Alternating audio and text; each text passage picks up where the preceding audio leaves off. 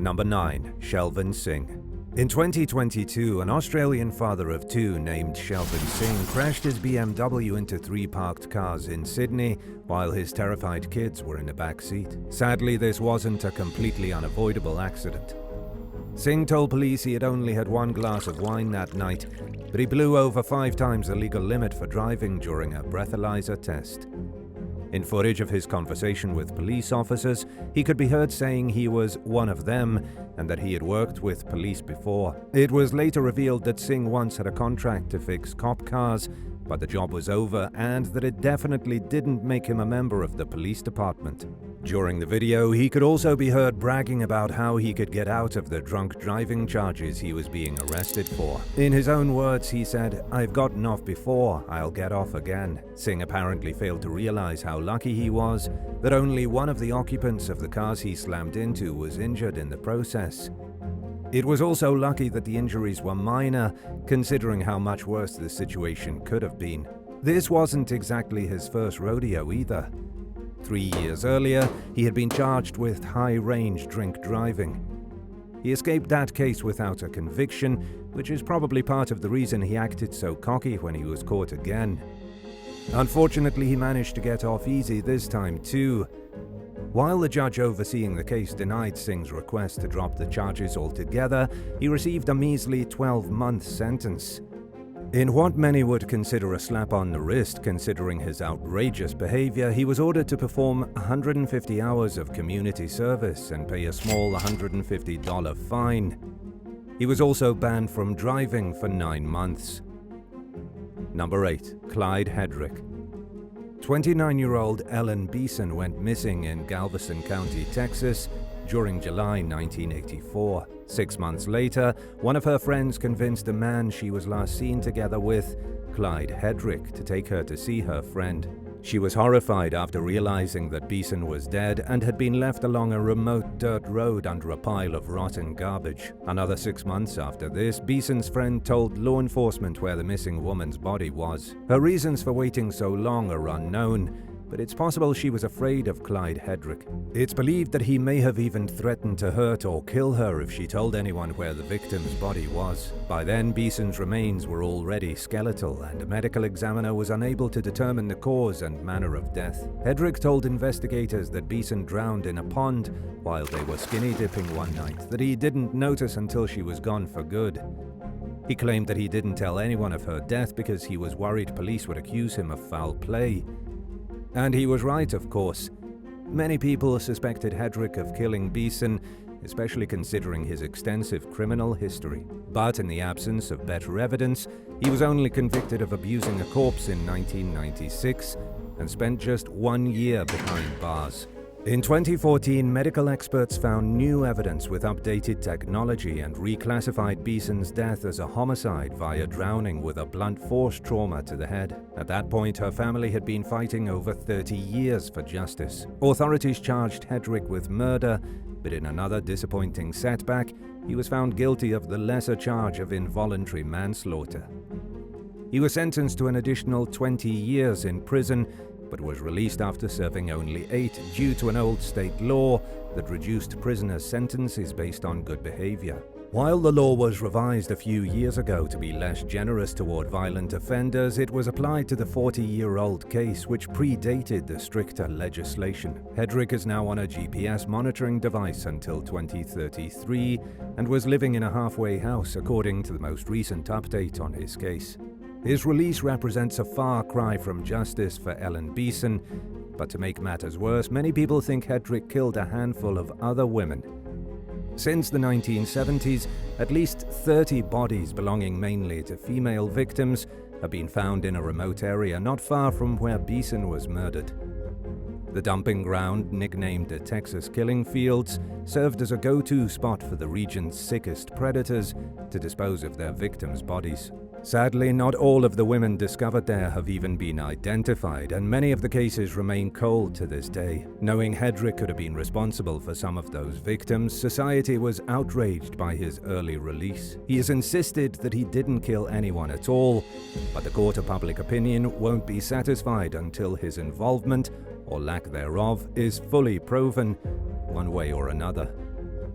Number 7. Catherine Hoggle. Catherine Hoggle and her 2 children mysteriously vanished from Montgomery County, Maryland back in 2014. Authorities tracked Catherine down a few days later, but for some reason she didn't have her kids with her, and they haven't been seen since. Even after extensive searches failed to find any evidence, investigators concluded that Catherine must have done something horrible and charged her with 2 counts of first-degree murder. For the next 8 years, Hoggle's mental state sat at the center of the case, as prosecutors and defense attorneys argued over whether or not she was competent enough to stand trial. During that time, she was held in a secured psychiatric facility. Her lawyer, David Felsen, claimed his client was too delusional to participate in her defense. He described Hoggle as a profoundly ill, paranoid schizophrenic. The court repeatedly deemed the woman incompetent and unrestorable, despite prosecutors' allegations that she was exaggerating the severity of her mental issues and simply refusing to cooperate or face the consequences of what she did. They tried convincing the judge to reverse the decision and find Hoggle mentally fit, but it never actually happened. Under Maryland law, there's a 5-year statute of limitations on prosecuting defendants who are deemed mentally incompetent. When that deadline came, the judge overseeing the case dropped the murder charges instead of honoring the prosecution's request to charge her. Hoggle was instead sentenced indefinitely to a psychiatric hospital, which means that she could see freedom again someday if her mental health gets to the point where she's no longer considered a threat to society. Troy Turner, the children's father, was understandably frustrated by the ruling. In a statement to NBC Washington, he criticized the broken system that, in his words, gives a murderer more rights than their victims. Number 6. Alexandra Valenzuela. A young woman named Ciana Chichi Castro's life was cut short back in 2021 when she was fatally shot in the head at the home of her 20-year-old boyfriend, Alexandra Valenzuela, in Houston, Texas. The young man called 911 and initially told police that the shooting was a complete accident. But there were inconsistencies with his stories, according to multiple responding deputies, and Valenzuela soon stopped cooperating altogether. He was eventually charged with his lover's murder. Authorities never revealed much about what led up to the shooting. To add to the mystery already surrounding the case, Valenzuela took a generous plea deal that saw him convicted of aggravated assault on a family member, as well as serious bodily injury. He was sentenced to only 90 days at the Harris County Jail, something the victim's mother, Dulcie Rodriguez, was not expecting at all. She was so shocked by the light punishment that she struggled to hold back her emotions and was ordered to quiet down in the courtroom. Castro's father was escorted out of the room too, thanks to his reaction to Valenzuela's sentence. Without knowing much about the circumstances surrounding the shooting, it's hard to say with certainty that this was a case of injustice. At the same time, someone shot a gun and a young woman was killed.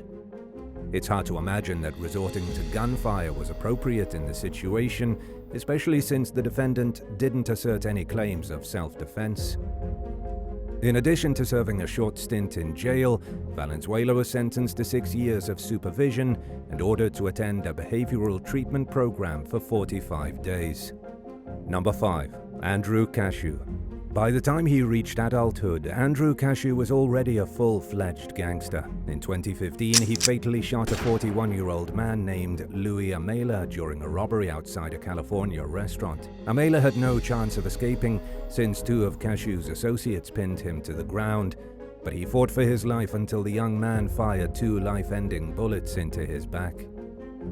Cashew was sentenced to 50 years in prison for the murder. Because of his age, he would start out his term at a young offenders facility. The plan was to transfer him to an adult prison when he turned 25, after holding a hearing to determine if he should stay in custody. But when that day came, Los Angeles County Deputy District Attorney Alyssa Blair declined to present any evidence to support Cashew's continued incarceration. So he walked free in late 2021, after serving only 6 years for killing a man.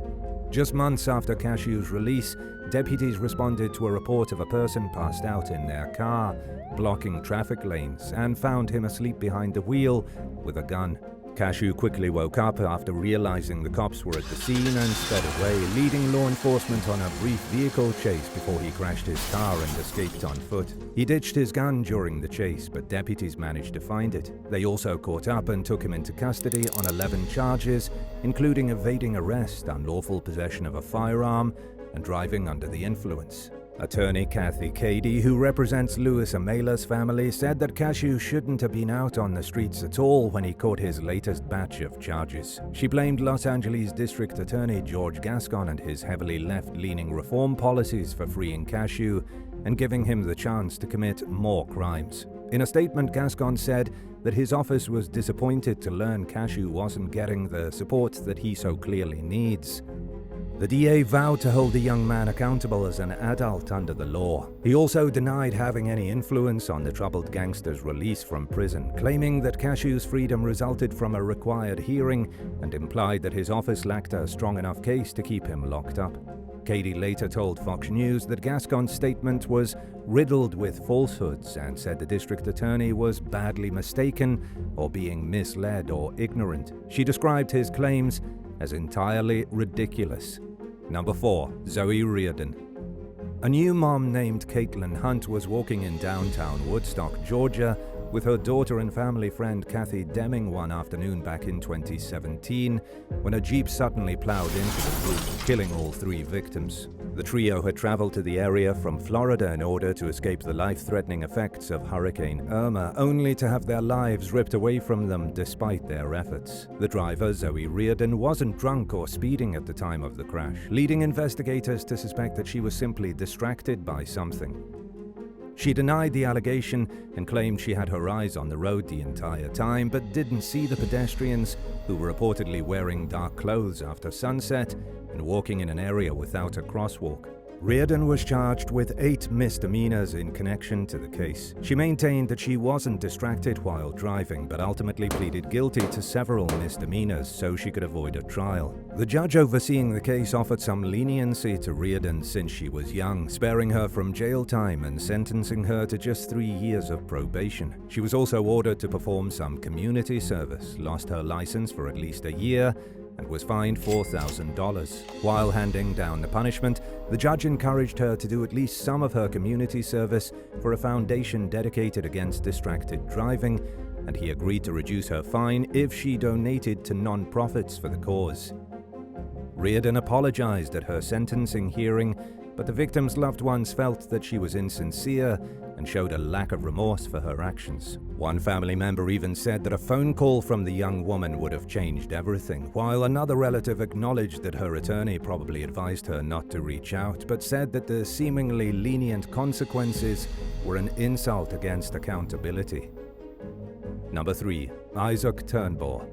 24-year-old pizzeria worker and soon-to-be father Declan Lyons was stirring a large pot of sauce outside his workplace in Montpelier, Vermont in 2002 when someone fatally shot him in the head. Investigators failed to identify a suspect until a month later when Lyons' co-worker, 19-year-old Isaac Turnbull, confessed to the murder in front of multiple people during a house party.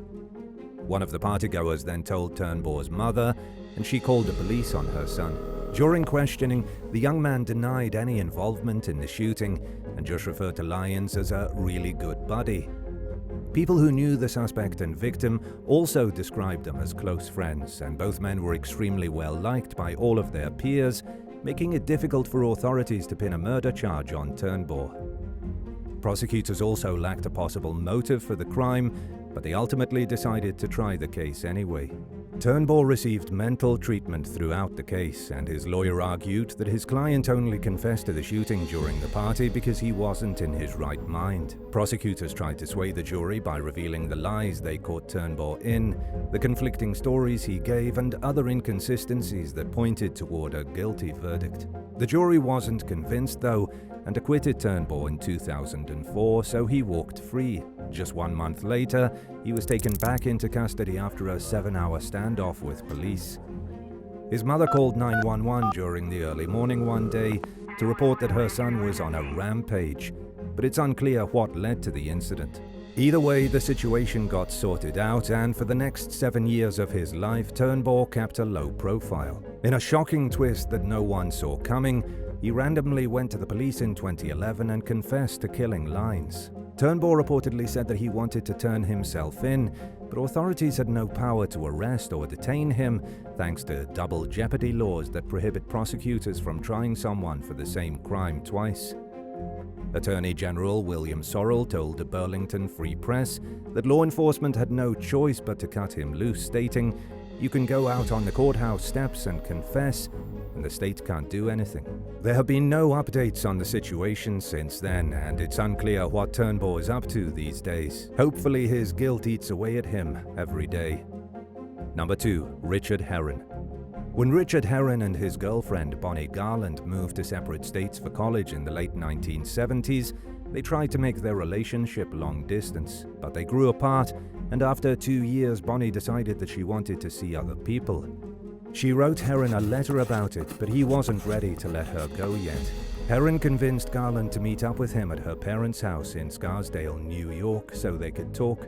During the visit, Garland reiterated her desire to end their relationship. Her parents weren't aware that the two were having issues and had let Heron stay in their guest bedroom, but Garland told him he had to leave the next morning. While the young woman was sleeping that night, Heron snuck into her room and bludgeoned her to death with a hammer. He then stole the Garland family's car, drove to a town about 100 miles, 161 kilometers away, went inside a church and told the priest what he did. The priest called the police, who rushed to the Garlands' home and found Bonnie clinging on to life. She died a short while later from her injuries. Heron never denied committing the crime, yet the Yale and Catholic communities rallied around him, somehow believing his actions were simply the product of a rough childhood, treating him like a victim. Some people even went as far as implying that Garland was an upper-class snob who basically asked for what happened to her by trying to date other men, and that Heron had simply acted out of character. Authorities charged the young man with murder, but he was convicted of the lesser charge of first-degree manslaughter. He was sentenced to 17 years in prison, during which time he continued to receive support from his sympathizers. After his release in 1995, Heron moved to New Mexico and got a job working for a community mental health organization. Number 1. Oricon Prewa Thefasadin na Ayodhya.